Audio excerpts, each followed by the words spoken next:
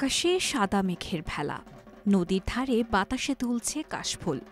শরতের শুভ্রতা আর প্রকৃতির এই শান্ত সৌন্দর্য চোখ জুড়ায় সকলের। পদ্ম ও শাপলার দাপটে প্রকৃতির সৌন্দর্য যেন হয়ে উঠেছে আরও উজ্জ্বল। এর মধ্যে ঢাকের আওয়াজ জানান দিচ্ছে দুর্গাপূজার আগমনী বার্তা। এভাবেই দল বেঁধে ঢাক ঢোল বাজিয়ে পূজারীদের আকৃষ্ট করেন ঢাকিরা। দুদিন ধরে একসাথে শত শত ঢাক আর নানান বাঁশির আওয়াজে মুখরিত হয়ে ওঠে স্থানটি।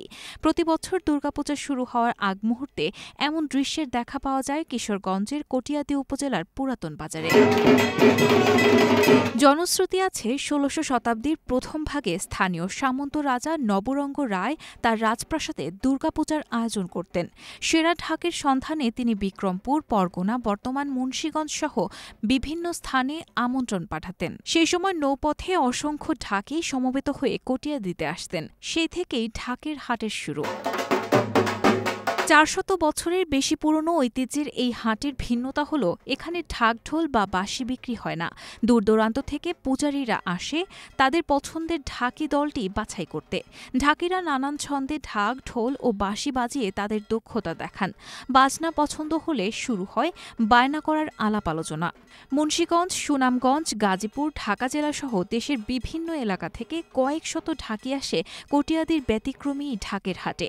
বৃহৎ ময়মনসিংহ অঞ্চল, গাজীপুর, হবিগঞ্জ সহ হাওর অঞ্চলের পূজা কমিটি ও পূজারীরা এসে তাদের পছন্দ মতো ঢাকি বাছাই করে বায়না করে নিয়ে যায়। আমাদের পূজার একটা অপরিহার্য অংশ। ডাক ছাড়া আমাদের পূজা অসম্পূর্ণ থেকে যায়। আর যে সাউন্ড সিস্টেমের এগুলি আধুনিক যুগের সাথে তাল মিলে এগুলি করা হয়, কিন্তু এগুলি কিন্তু আসলে পূজার কোনো অংশ না। আর পূজার একটা অংশ, অপরিহার্য অংশ হলো ডাক। ডাক ছাড়া পূজা কার্যক্রম অসম্পূর্ণ থেকে যাবে। ভালো একটা বাজনা নিতে পারি, এই কারণে আমরা অনেকগুলি দেখা আমরা একটা পছন্দ করে আমরা বাজনা নিই মারি। বাজনাটা যেটা ডাকের বাজনা, এটা আমরা ডাক ছাড়া আমরা পূজা হবেই না। এটা ডাক নিতেই হবে, যাই নিক দুইটা বাড়ি হলে দিতে হইব আমরা। তবে হাটে আগত ঢাকিদের আক্ষেপ যেন কখনো শেষ হয় না। সংশ্লিষ্টদের উদাসীনতা ও সঠিক তদারকির অভাবে হাটের বিশ্রামাগারটি যথাযথভাবে রক্ষণাবেক্ষণ করা হয় না। এই বিষয়ে পূজারী ও ঢাকিদের মধ্যে অসন্তোষ রয়েছে। প্রয়োজনীয় নানা সমস্যার কারণে ক্রমেই হাট থেকে বিমুখ হচ্ছেন অনেকেই। আমরা এসে থাকুন ঝোপ ঝাপাই রয়েছে, সরকার কি অনুদান করলো কি দেখা যায় না। আমরা যাই সে বিশ্রাম করুম, সেই বিশ্রামের জায়গাটাই আমরা পাই না। আমাকে থাকার জায়গা নাই, কেন কি ময়লা জঙ্গল হয়ে রয়েছে, আবর্জনা হয়ে রয়েছে। আমরা অনেকদিন ধরে আসি এবং আমার দাদার আমল থেকেই বাধা জমতেছে। আমাদেরকে কেউ ফোন দিতে হয় না, আমরা ওখানে আসি। এখানে আসি আমরা ডাক, ডোল, কাশি, বাঁশি সব মিলে আসি। এদিকে ঢাকিদের দেখভাল করার জন্য রয়েছে একটি কমিটি। তারা হাট পরিচালনা ও প্রয়োজনীয় সহায়তা দিয়ে যাচ্ছেন বলে জানালেন ঢাকের হাট পরিচালনা কমিটির সদস্য শম্ভু রায়।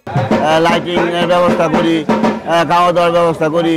তারপরে যদি ডাক বেশি হয় আমরা পরের দিন সকালবেলা কিছু ভাড়া দিয়ে আমরা বিদায় করি।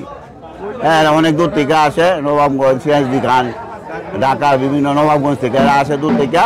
কটিয়াদীর প্রাচীন ঢাকের হাট দেশের একমাত্র হাট যেখানে ঢাক ঢোল বাজানো দেখে পূজারীরা তাদের পছন্দের ঢাকি দল বেছে নেন। ৪০০ বছরের ঐতিহ্য ও নানান ছন্দে বাজানোর সঙ্গে নাচ ও অঙ্গভঙ্গি এই হাটকে করে তুলেছে পূজারীদের জন্য এক অদ্বিতীয় আকর্ষণ।